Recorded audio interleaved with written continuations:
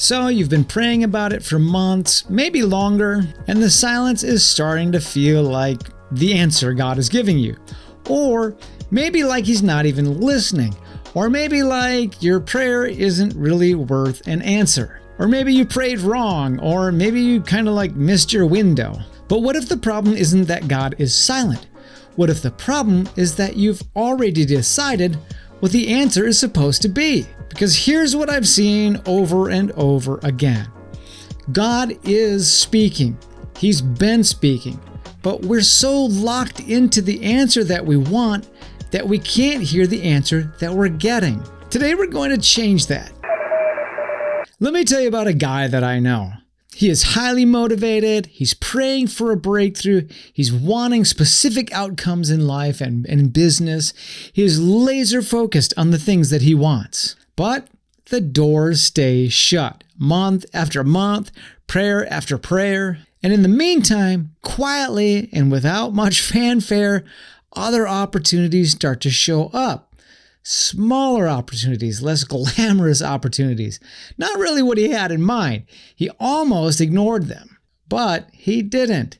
And those opportunities became the foundation for really everything he has today. The prayer was answered really the moment he prayed it. He just spent 6 months waiting for the wrong door to open. This isn't a rare story. This is the story of almost every person who has ever prayed for opportunity and felt like God wasn't answering. God wasn't silent.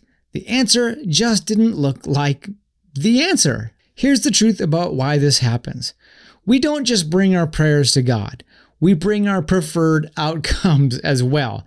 And it is really hard to hear God when we already have in mind what we want Him to say. And when we do that, we're not really asking, we're lobbying. There is a massive difference. Asking requires openness to God's wisdom and direction. Lobbying seeks a specific result. Asking says, Lord, what do you have for me in this season? Lobbying says, Lord, here's what I want. Please confirm it. Then we interpret silence as sort of a rejection. But what's actually happening is that God is answering a deeper question than the one that we asked. We asked about the decision. He's answering about our character. You following me? We asked about the relationship. He's answering about our obedience. We asked about our success. He's answering about the process. Isaiah 55, 8 and 9 says it really well. My thoughts are nothing like your thoughts, says the Lord, and my ways are far beyond anything that you could imagine. For just as the heavens are higher than the earth, so my ways are higher than your ways, and my thoughts are higher than your thoughts. That's not a consolation prize. That is a beautiful promise. His answer is better than your answer every single time. In fact, His answer is better than the question. But you have to be willing to receive it in the form that it comes. So let's get a little bit practical. This is something that you can act on today. In my experience, there are 3 ways that God answers prayers that people consistently miss. First, He answers through redirection. It's not rejection, it's redirection. When a door closes and you interpret it as God saying no, stop for just a minute before you get all worked up about it. Ask a better question. Instead of asking, why did that door close? Ask, where is He pointing to instead? Closed doors aren't dead ends, they're navigation.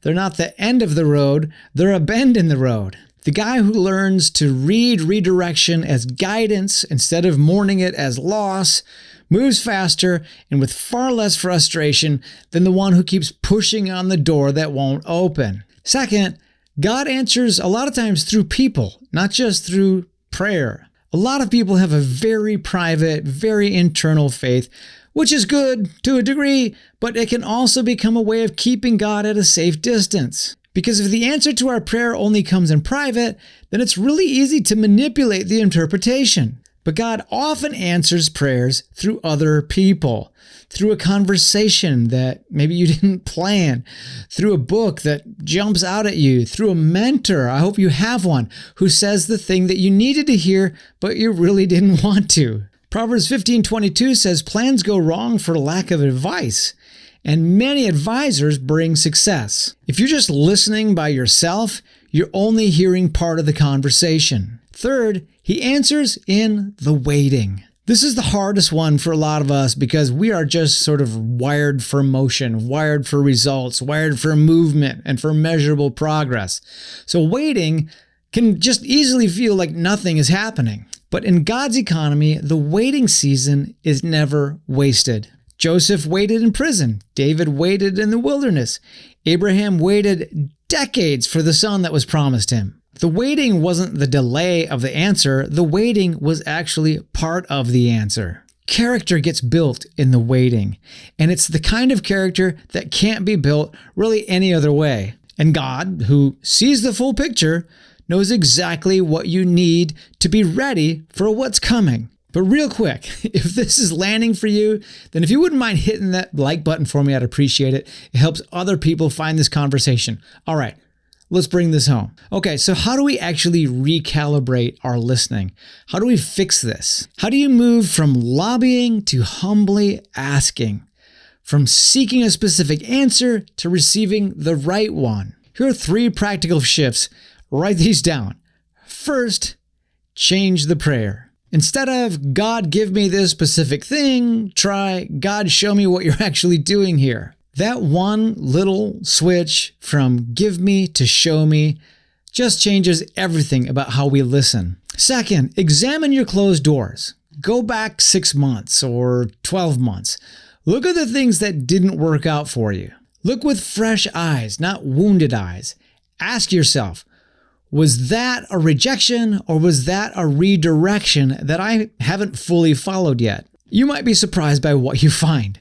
And third, invite the input of wise people. And I say wise people because we often want to only invite people who confirm our bias or say what we want to hear. Invite a coach, a mentor, a trusted friend who's going to tell you the truth, even if it hurts to hear. Because sometimes the answer God is sending, you just can't receive on your own. You need someone who isn't emotionally attached to your preferred outcome to help you see what's actually in front of you. That's wisdom, and it's exactly what Proverbs has been saying for 3,000 years. God is not withholding from you. He's not ignoring you. He's not punishing you with silence. He is answering you. And right now, in this season, through the very circumstances that you've been frustrated by, that answer is in that. The question was never whether he would speak. The question is whether you're willing to hear something better than what you asked for. Hey, real quick. Every month I put together a newsletter with insights on exactly this kind of thing. Faith, purpose, getting unstuck, moving forward with intention. And if that's something that you need right now or are interested in, the link to subscribe to that is down below. And I would love to have you in there. And if you'd like some help gaining some more peace in your life, then check out this video here. Thanks so much for joining me today, and I'll see you over in the next video.